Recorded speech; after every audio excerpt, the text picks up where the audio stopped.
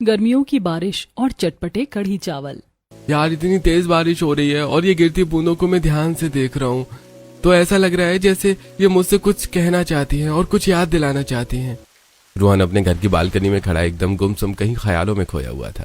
रिमझिम बरसती हुई बारिश को ध्यान से देख रहा था। तभी पीछे से उसकी होने वाली पत्नी मधु आती है और उसे पीछे से गले लगाते हुए कहती है, आज मौसम कितना रोमांटिक हो रहा है। बस कुछ दिन और, उसके बाद हम दोनों हमेशा हमेशा के लिए एक हो जाएंगे। मैं हम दोनों की ड्रीम वेडिंग रखूंगी। कितने स्ट्रगल के बाद हम दोनों साथ हुए हैं। रोहन पीछे मुड़ता है और मधु का हाथ पकड़ते हुए कहता है, तुमने बिल्कुल सही कहा। इन्हीं गर्मियों की बारिश में हम मिले और मुझे एक नया जीवन मिला। इसी खुशी में तुम मेरे लिए बारिश वाले चटपटे कढ़ी चावल बना दो, जिन्हें बारिश में खाकर बहुत अच्छा लगता है। ये बात सुनकर मधु के होश उड़ जाते हैं। तब मधु घबराते हुए कहती है, आखिर अचानक से आपका कढ़ी चावल खाने का मन क्यों किया? बारिश हो रही है, हम कुछ और खाते हैं ना, जैसे कि पकौड़े और भी बहुत कुछ हम खा सकते हैं, या हम बाहर से ऑर्डर कर लेते हैं। नहीं, बारिश में मुझे चटपटी कढ़ी चावल खाना ही पसंद है, वो भी सिर्फ तुम्हारे हाथ के। तुम तो ये बात अच्छे से जानती हो ना कि इसी की वजह से हम दोनों का प्यार सामने आया। अब मना मत करना प्लीज, जल्दी से मेरे लिए कढ़ी चावल बना दो। मधु रसोई में जाती है और वो बहुत ज्यादा परेशान हो गई थी। समझ नहीं आ रहा है कि क्या करूं, बस सब ठीक से हो जाए। मेरे पास रेसिपी भी है। मधु कढ़ी चावल बनाती है और रोहन के लिए लेकर आती है। रोहन जैसी बारिश में बैठकर कढ़ी चावल खाता है। ये चटपटे कढ़ी चावल नहीं है। इतना कहते ही मधु के चेहरे का रंग उड़ जाता है। आखिर यहाँ सब क्या चल रहा था? रोहन को किस बात का शक हो रहा था और वो क्या जानना चाह रहा था? मधु रोहन से क्या छुपा रही थी? किस तरह कढ़ी चावल की वजह से उन दोनों को एक दूसरे का प्यार मिला? सब जानने के लिए चलिए थोड़ा पीछे चलते हैं और शुरू करते हैं कहानी को शुरुआत से। आओ आओ, बढ़िया बढ़िया चटपटे कढ़ी चावल खाओ। एक नहीं 10 तरह की चटपटी कढ़ी का मजा लो। रिमझिम बारिश हो रही थी और पायल के ठेले के पास ग्राहकों की भीड़ लगी थी। सभी को बारिश में पायल के हाथ के चटपटे कढ़ी चावल बहुत अच्छे लगते थे। अरे भाई, आज तो कढ़ी चावल बहुत ही चटपटी बनी है और साथ में मेरे फेवरेट पालक के पकौड़े हैं। इसमें मजा आ गया भाई। हाँ, ये कढ़ी भी बहुत लाजवाब है, लेकिन सच कहूँ तो मुझे आपके हाथ के आलू प्याज वाली चटपटी कढ़ी बहुत स्वादिष्ट लगती है। जी, मैं कल आलू और प्याज वाली कढ़ी भी लेकर आऊंगी और साथ में बेसन के पकौड़े वाली कढ़ी भी लेकर आऊंगी। अरे, बेसन वाली कढ़ी तो मेरी बहुत पसंदीदा है। उसे जरा बहुत ज्यादा चटपटा बनाना, तभी ज्यादा मजा आएगा। इस तरह सभी ग्राहक बारिश में पायल के हाथ की बनी चटपटी कढ़ी और चावल को एंजॉय कर रहे थे। तभी पायल के पास उसके भाई का कॉल आता है और वो कान और कंधे के बीच में फोन को लगाकर ग्राहकों को खाना देते हुए फोन पर बात करती है। रजत, मुझे बार बार फोन करके परेशान मत करो। अभी बहुत ग्राहक है मेरे पास, मैं तुमसे बाद में बात करूंगी। अरे दीदी, ऐसी खबर लाया हूँ कि बाद में नहीं, आप अभी सुनना पसंद करोगी। शब्दों के खेल में उलझाने की जरूरत नहीं है, जल्दी बता आखिर बात क्या है। कोई चिंता वाली बात तो नहीं? मैं इतना खुश होकर बोल रहा हूँ और तभी आपको लग रहा है कि कोई चिंता वाली बात होगी। अरे दीदी, आपका सिलेक्शन हो गया। मैंने आपकी मेल देखी थी। पिछले हफ्ते आपने जहाँ इंटरव्यू दिया था वहाँ से आपका अपॉइंटमेंट लेटर आया है। ये खबर सुनकर पायल इतनी ज्यादा खुश हो जाती है कि वो जोर से चिल्लाते हुए कहती है, अरे क्या सच में? ये तो बहुत अच्छी बात है, मजा आ गया। सब पायल को देखकर हैरान हो जाते हैं और आज पायल जल्दी से अपना ठेला बंद करके घर जाने के लिए निकलती है। अरे बेटा, कहाँ जा रही हो? मुझे भी जरा चटपटे कढ़ी चावल खिलाती जाओ। पायल जल्दी से उस आदमी को कढ़ी चावल डालकर देती है और वहाँ से जाने लगती है। अरे बेटा, पैसा तो लेती जाओ। ठेले को चलाते हुए पीछे मुड़कर कहती है, कोई बात नहीं काका, आज मेरी तरफ से आपको पार्टी। इतना कहकर पायल वहाँ से चली जाती है और वो आदमी बड़ा खुश होकर कढ़ी चावल खाता है। भाई, इतने चटपटे कढ़ी चावल खाने को मिल गए बारिश में और ऊपर से फ्री में, मजा आ गया। पायल खुश होकर घर आती है और उसके घर वाले उसे बधाई देते हैं और सब बहुत खुश होते हैं। मेरी प्यारी बच्ची, मुझे बहुत खुशी हो रही है। आखिर तुमने कर दिखाया। तुमने हमेशा अपनी पढ़ाई पर भी ध्यान दिया और साथ में कढ़ी चावल बेचकर घर की जिम्मेदारी को भी निभाया। आखिरकार तुम्हारी मेहनत रंग लाई। सच में पापा, उस कंपनी में काम करना मेरा सपना था। अब वो सच होता नजर आ रहा है और मुझे उम्मीद है कि अब सब ठीक होगा। चलो, तुम्हारे लिए नए कपड़े लेने चलते हैं। कल तुम्हारा पहला दिन है, तुम्हें सबसे अच्छा लगना है। पायल महेंद्र के साथ शॉपिंग करने जाती है और वहाँ पर अपनी पसंद के कपड़े खरीदती है। उसने फॉर्मल कपड़े पहने थे। पापा, कैसी लग रही हूँ? बहुत अच्छी लग रही हो, एकदम मैडम। उसके बाद दोनों शॉपिंग करके घर वापस आ जाते हैं और अगले दिन सुबह का सूरज जब उगता है तो पायल के चेहरे पर बहुत बड़ी मुस्कान लेकर आता है। लेकिन वो नहीं जानती थी कि अभी उसकी जिंदगी में बहुत कुछ होना था। पायल सुबह जल्दी तैयार होती है और सबके लिए ब्रेकफास्ट बना देती है। अरे वाह दीदी, आपने तो बहुत ही स्वादिष्ट आलू के पराठे बनाए हैं, कितनी अच्छी खुशबू आ रही है। हाँ मैंने बना दिया है, आप दोनों समय पर खाना खा लेना। ठीक है दीदी, लेकिन आप भी तो हमारे साथ ब्रेकफास्ट कर लीजिए। नहीं, अभी मेरा खाना खाने का बिल्कुल मन नहीं कर रहा।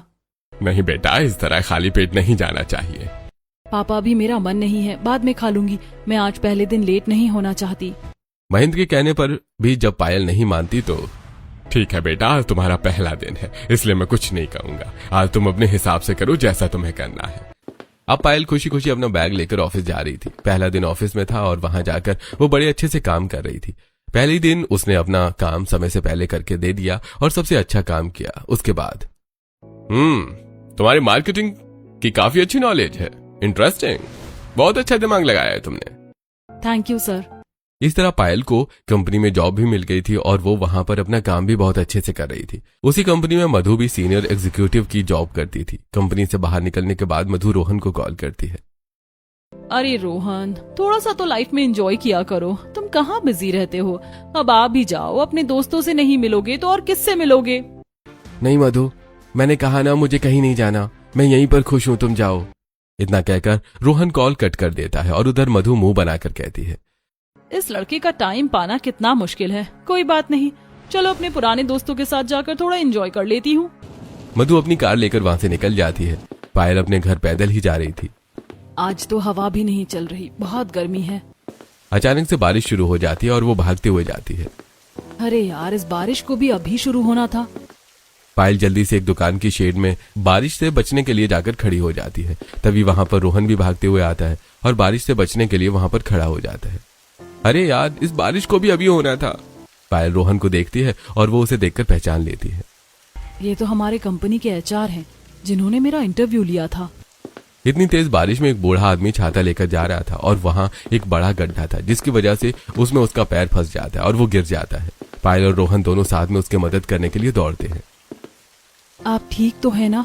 अरे, आपको तो चोट लग गई। अरे भाई, इस बारिश में तो हर बार मुझे कुछ न कुछ परेशानी हो ही जाती है। कोई बात नहीं, आप मेरे साथ चलिए, मैं आपको पहले हॉस्पिटल लेकर जाऊंगा और उसके बाद घर छुड़वा दूंगा। फिर रोहन पायल को देखकर कहता है, बहुत तेज बारिश हो रही है और आप भीग गई हैं, आप चिंता मत कीजिए, इन्हें मैं ले जाता हूँ। जी ठीक है। रोहन उस बूढ़े आदमी को साइड में लेकर आता है और एक चबूतरे पर बिठा देता है। उसके बाद वो किसी को कॉल करता है, तुम कैसे भी करके जल्दी से गाड़ी लेकर आना, हमें कहीं जाना है। तभी थोड़ी देर में वहां पर एक गाड़ी आ जाती है और रोहन का दोस्त निकलकर उसके पास आता है। क्या यार, मुझे परेशान करता रहता है। अभी बात करने का समय नहीं है, हमें इन्हें एक बार डॉक्टर के पास लेकर जाना है। अपने अच्छे कामों में मुझे हमेशा शामिल करना जरूरी होता है क्या? अभी चुपचाप चल। उसके बाद रोहन वहां से चला जाता है और उसकी ये अच्छाई देखकर पायल को भी बहुत अच्छा लगता है। इस तरह दिन गुजर रहे थे। एक दिन रोहन अपने फ्लैट में आराम से मूवी देख रहा था। उसके पास एक कॉल आता है। तुम्हें लगता है तुम इस तरह से काम करोगे और सब ठीक हो जाएगा? तुमसे कितनी बार कहा है, हमेशा अपनी मर्जी मत चलाया करो। मेरा काम करने का तरीका यही है पापा, और मैं इसी तरीके से काम करना चाहता हूँ। अभी मैं बाहर इंपॉर्टेंट मीटिंग में हूँ, आपसे बात नहीं कर सकता। इतना कहकर रोहन कॉल कट कर देता है और टीवी में अपने फेवरेट मूवी देखने लगता है। वहीं दूसरी तरफ पायल घर में, अपनी पढ़ाई ठीक से किया करना, बाकी के कामों में तुझे क्यों ध्यान देना है? अरे क्या दीदी, आप भी हमेशा बस गुस्सा करती रहती हो। एक तो आपकी मदद कर रहा था, पैसे कमा रहा था ताकि आपके ऊपर ज्यादा बर्डन न पड़े। कोई जरूरत नहीं है तुझे काम करने की, मैं हूं ना, मैं अपने आप सब संभाल लूंगी। अब तो मुझे भी अच्छी नौकरी मिल गई है, तू सिर्फ अपनी पढ़ाई पर ध्यान दे और तुझे भी अच्छे से कामयाब होना है। पायल अपने घर को भी बहुत अच्छे से संभाल रही थी और पायल ऑफिस में भी बहुत अच्छा काम कर रही थी। वहीं दूसरी तरफ मधु बहुत ही ज्यादा कामचोर थी। वो अपने केबिन में आराम से ड्रामा देख रही थी।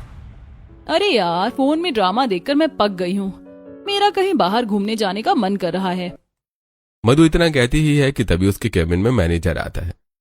मधु, तुम अपना काम ठीक से क्यों नहीं कर रही हो? तुम्हें पता है ना तुम्हारी पोस्ट कितनी बड़ी है और तुम्हारे ऊपर बहुत सारी रिस्पॉन्सिबिलिटीज हैं, और तुम यहाँ पर फोन चला रही हो। मुझे काम करने का मोटिवेशन नहीं मिल रहा। अगर मोटिवेशन हो तो काम भी अच्छा होता है। देखो, तुम अपना काम अच्छे से करो वरना ठीक नहीं होगा। फिर तुम जानती हो कि उसका अंजाम क्या होगा। मुझे तुम्हारे पापा से बात करनी होगी। इतना कहकर मैनेजर वहां से चला जाता है और मधु गुस्से से बाहर आती है। क्या यार, मैं तो परेशान हो गई हूँ। तभी मधु की नजर पायल पर जाती है, जो अपनी सहेलियों के साथ लंच कर रही थी। अरे हाँ, ये तो वही नई लड़की है जो बहुत अच्छे से काम करती है और जल्दी काम खत्म कर लेती है। आइडिया, क्यों ना मैं अपना भी काम इसी से करवा लूं। वहीं दूसरी तरफ पायल की सहेली जब उसके हाथ के बने चटपटे कढ़ी चावल खाती है। वाह, आज तुम अलग तरह के चटपटे कढ़ी चावल बनाकर लाई हो। इसमें तो कुछ अलग ही पकौड़े हैं। तुमने कहा था ना तुम्हें बेसन और मंगोड़ी के पकौड़े बहुत स्वादिष्ट लगते हैं, तो बस वही चटपटे पकौड़े बनाकर कढ़ी में डाले हैं। सच में मानना पड़ेगा, तुमने अभी तक हमें 3 तरह के चटपटे कढ़ी चावल बनाकर खिलाए हैं और तीनों का ही स्वाद बहुत अलग और अच्छा है। मैं तो तुम्हें और भी तरह के कढ़ी चावल बनाकर खिला सकती हूँ। फिर तो बहुत अच्छी बात है। अब तो मैं अलग तरह के चटपटे कढ़ी चावल खाने के लिए और भी ज्यादा एक्साइटेड हूँ। लंच खत्म होने के बाद मधु पायल के पास जाती है। मैंने सुना है तुम वही नई लड़की हो जो बहुत अच्छा काम करती हो। ब्रिलियंट। तुम्हारे अंदर तो सच में बहुत अच्छा टैलेंट है, काफी इम्प्रेसिव हो। Thank you ma'am. मुझे मैम बोलने की जरूरत नहीं है। अरे हम दोनों तो सेम एज के हैं, तो तुम मुझे मेरे नाम से बुला सकती हो। इतना कहकर मधु वहां से चली जाती है और थोड़ी देर बाद पायल को अपने केबिन में बुलाती है। जी मैम, कहिए क्या बात है। अरे तुम फिर से मुझे मैम बोल रही हो। मैंने मना किया था ना कि मुझे मैम मत बोला करो। अच्छा बैठो, मुझे तुम्हारी एक हेल्प चाहिए थी। देखो बुरा मत माना, लेकिन मुझे सच में बहुत इंपॉर्टेंट काम है और मैं पूरे ऑफिस में सिर्फ तुम पर ट्रस्ट कर सकती हूँ क्योंकि तुम बहुत अच्छी लड़की हो। क्या तुम मेरी मदद करोगी? जी बिल्कुल, कहिए क्या काम है। तो मेरी सारी फाइल को एक बार रिवाइज करके इसका रिव्यू बना दो। मेरी फ्रेंड की तबीयत बहुत खराब है, मुझे वहाँ जाना पड़ेगा। आप बेफिक्र होकर जाइए, जब तक आप आएंगी मैं आपका काम खत्म कर दूंगी। इतना कहकर मधु वहां से चली जाती है और बाहर जाकर खुश होते हुए कहती है, ये अब जाकर मजे करूंगी। खुश होते हुए मधु गाड़ी में बैठती है और तेज स्पीड में वहां से चली जाती है। उसके बाद अपने दोस्तों के साथ एंजॉय करती है। यूं ही मधु और पायल की दोस्ती हो जाती है और मधु मीठी छुरी बनकर पायल का इस्तेमाल कर रही थी। एक दिन मधु रोहन के साथ बाहर पार्टी में जाती है। चलो रोहन, एंजॉय करते हैं, थोड़ा डांस करें। हाँ ठीक है चलो। दोनों साथ में डांस करते हैं और थोड़ा बहुत एंजॉय करके खाना खाकर वहां से चले जाते हैं। मधु और रोहन की थोड़ी बहुत दोस्ती थी। पार्टी खत्म होने के बाद रोहन रात को मधु को उसके घर छोड़ने जाता है। गाड़ी से उतरते हुए मधु कहती है, बाहर बहुत तेज बारिश हो रही थी। रोहन, क्या हम कुछ दिन के लिए कहीं बाहर ट्रिप पर चलें? अभी तुम अंदर जाओ, बहुत तेज बारिश हो रही है, भीग जाओगी। रही बात ट्रिप की, तो तुम्हें पता है कि मैं कहीं जाना पसंद नहीं करता। इतना कहकर रोहन वहां से चला जाता है। वहीं दूसरी तरफ आज घर पर पायल ने सबके लिए चटपटे पकौड़े वाली कढ़ी बनाई थी। दीदी, सच में बारिश में आपके हाथ की चटपटी कढ़ी चावल खाकर तो बहुत मजा आता है। ये तो सच में बहुत स्वादिष्ट है। हाँ बेटा, तुम एकदम अपनी माँ की तरह चटपटे कढ़ी चावल बनाती हो। मैंने सीखा भी तो माँ से ही है पापा। उन्हीं के हाथ के चटपटे कढ़ी चावल मुझे बहुत अच्छे लगते थे। उनके स्वाद को तो मैं कभी नहीं भूल सकती। इस तरह सब साथ बैठकर खाना खाते हुए बात कर रहे थे। रोहन और मधु की तो दोस्ती पहले से थी और फिर मधु ने काम के लालच में पायल से दोस्ती की, जिसकी वजह से अब मधु, रोहन और पायल तीनों की दोस्ती हो गई थी। एक दिन तीनों ऑफिस में साथ बैठकर केबिन में काम कर रहे थे। पायल देखती है कि रोहन बहुत मेहनती था और उसका नेचर भी बहुत अच्छा था। एक दिन एक लड़की से ऑफिस में बहुत बड़ी गड़बड़ हो गई। तुम्हें अपना काम ठीक से करना चाहिए था ना, तुम्हें पता है इसकी वजह से कितनी गड़बड़ हो जाती। कोई बात नहीं, अभी ये नई है और इन्हें ठीक से काम के बारे में बताया नहीं गया था, इसलिए गुस्सा करने की बजाय हम प्रॉब्लम को ठीक करने पर ज्यादा फोकस करें तो ज्यादा बेहतर होगा। अभी आप जाओ और जैसा काम होगा हम आपको थोड़ी देर में बता देंगे। लेकिन आगे से आपको ध्यान रखना है, कुछ भी करेंगी तो हमसे पहले पूछना है, ओके? ठीक है sir, thank you so much. मैं आगे से ध्यान रखूंगी और I am really very sorry. इतना कहकर रितु वहां से चली जाती है। मैनेजर भी मुंह बनाकर चला जाता है। पायल वहां पर कुछ काम की वजह से बैठी हुई थी, उसने ये सब देखा। सच में ये बहुत अलग है, कितने अच्छे हैं। अच्छा पायल, तो इस प्रोजेक्ट की जिम्मेदारी मैं तुम्हें सौंपता हूँ। तुम बहुत अच्छा काम करती हो, मुझे यकीन है कि तुम इस प्रॉब्लम को भी ठीक कर दोगी। जी सर, बिल्कुल। तुम हर बार मुझे सर क्यों बोलती हो? अब तो हम अच्छे दोस्त हैं ना। Oh sorry. सारा काम खत्म होते होते आज पायल को काम करते हुए काफी देर हो गई थी और जब वो घर जाने लगी तो बहुत तेज मूसलाधार बारिश हो रही थी। रोहन ने उसे देख लिया था और उसके सामने गाड़ी लाकर रोकता है। चलो तुम्हें घर पर ड्रॉप कर देता हूँ। पायल गाड़ी में बैठ जाती है और दोनों बातें करते हुए जाते हैं। तब रास्ते में एक पकौड़े वाला ठेला नजर आता है तो रोहन कहता है, अरे अक्सर लोग तेज बारिश में चाय पकौड़े खाते हैं, क्या तुम्हें भी खाने हैं? नहीं, मुझे बारिश में पकौड़े नहीं बल्कि चटपटी कढ़ी चावल अच्छे लगते हैं। ये बात सुनकर रोहन को काफी हैरानी होती है क्योंकि अक्सर लोग तो बारिश में सिर्फ पकौड़े खाते हैं या समोसे, पर कढ़ी चावल कौन खाता है बारिश में? इसकी एक बहुत बड़ी वजह है और बहुत अच्छी याद भी है। इसी वजह से मैं हमेशा बारिश में घर पर चटपटे कढ़ी चावल बनाती हूँ और हमारा पूरा परिवार बारिश में चटपटे कढ़ी चावल ही खाता है। पायल ज्यादा कुछ नहीं बताना चाह रही थी, इसलिए रोहन ने भी कुछ नहीं पूछा, लेकिन रोहन को सब जानने की उत्सुकता हो रही थी। रोहन पायल को उसके घर के आगे छोड़ता है और वहां से चला जाता है। बहुत तेज बारिश होने की वजह से पायल भी घर के अंदर जाकर कढ़ी चावल बनाती है और पूरा परिवार खुश होकर बारिश में चटपटे कढ़ी चावल खाता है। अगले दिन पायल ऑफिस जाती है तो सब बड़े परेशान थे। क्या हुआ? रोहन सर का एक्सीडेंट हो गया है। बहुत खतरनाक डैमेज हुआ है और काफी हैवी बारिश थी जिसकी वजह से वो कोमा में चले गए। यह बात सुनकर पायल को बहुत बड़ा झटका लगता है और क्या कहा?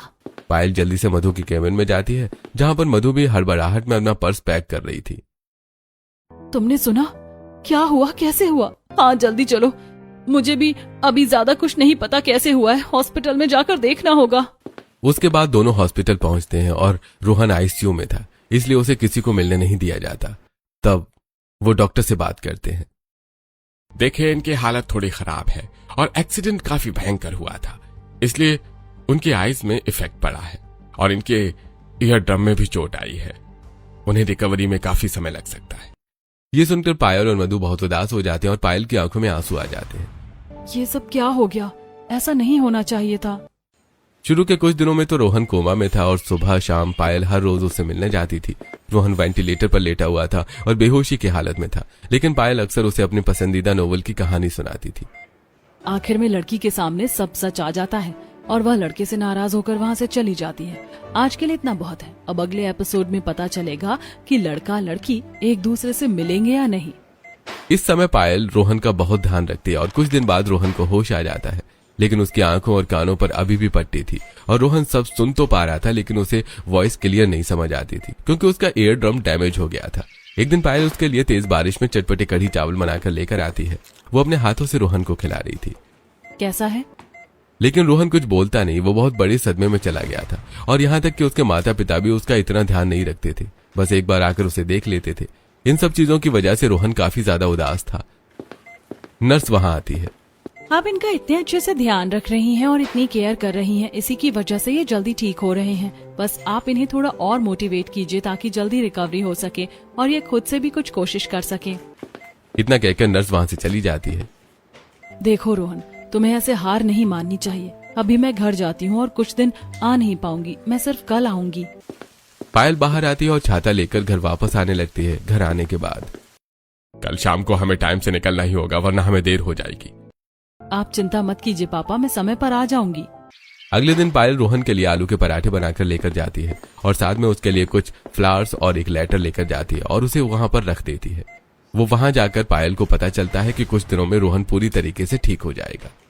कल इनकी आंखों और कानों का भी ऑपरेशन हो जाएगा, फिर सब ठीक हो जाएगा। अरे वाह, ये तो बहुत अच्छी बात है। नर्स के जाने के बाद पायल रोहन को खाना खिलाती है और वहां पर लेटर रखकर, मैं चाहती हूँ कल जब तुम अपनी आंखों से देखो तो इस लेटर को तुम खुद पढ़ो और हार मत मानना। बाकी की कहानी मैं आने के बाद सुनाऊंगी। इतना कहकर पायल वहां से चली जाती है। पता नहीं मुझे ठीक होना भी चाहिए या नहीं। अगले दिन रोहन का ऑपरेशन हो जाता है और जब वो ऑपरेशन रूम में था उससे पहले मधु उससे मिलने आई थी। वहां पर रखा लेटर जब पढ़ती है तो उसका खून उबलने लगता है। मेरे पीठ पीछे ये सब चल रहा है, अभी अच्छे से सबक सिखाती हूँ। इस पर क्या लिखा है कि मैंने तुम्हें मेरे राजकुमार की तरह देखा है और मैं तुम्हारी राजकुमारी। बहुत शौक है ना नॉवेल पढ़ने का? रुको। इतना कहकर मधु उस लेटर पर राजकुमारी के आगे मधु लिख देती है। कुछ दिन बाद जब रोहन ठीक हो जाता है तब वो लेटर पढ़ता है और उसे लगता है कि इतने दिन से मधु ही उसका ध्यान रख रही थी। अगले दिन मधु रोहन को बाहर घुमाने ले जाती है और प्रपोज कर देती है। हमें लगता है हमें अपनी लव स्टोरी को आगे बढ़ाना चाहिए और एक दूसरे से शादी कर लेनी चाहिए। तुमने सच में जो मेरे लिए किया है मैं उसका एहसान कभी नहीं भूल सकता। अब तुम जैसा चाहो वैसा ही करते हैं। कुछ दिन बाद रोहन मधु को अपने घर वालों से मिलवा देता है। हमें इस शादी से कोई ऐतराज नहीं है और अगर तुम जल्दी शादी करना चाहते हो तो उससे भी कोई ऐतराज नहीं है, बल्कि हमें खुशी है कि तुमने अपनी जिंदगी का अहम फैसला ले ही लिया। यहाँ एक तरफ शादी की बात चल रही थी और मधु पायल के खिलाफ प्लान बना रही थी। देखो, मैं पायल को काम से नहीं निकाल सकता, वो बहुत अच्छा काम करती है और अगर रोहन को पता चल गया तो हम क्या करेंगे? रोहन को कुछ पता नहीं चलेगा। अगर तुमने मेरी बात नहीं मानी तो मैं भी तुम्हारे खिलाफ बहुत कुछ कर सकती हूँ। और याद रहे कि किसी दूसरी कंपनी में भी उसकी हायरिंग नहीं होनी चाहिए।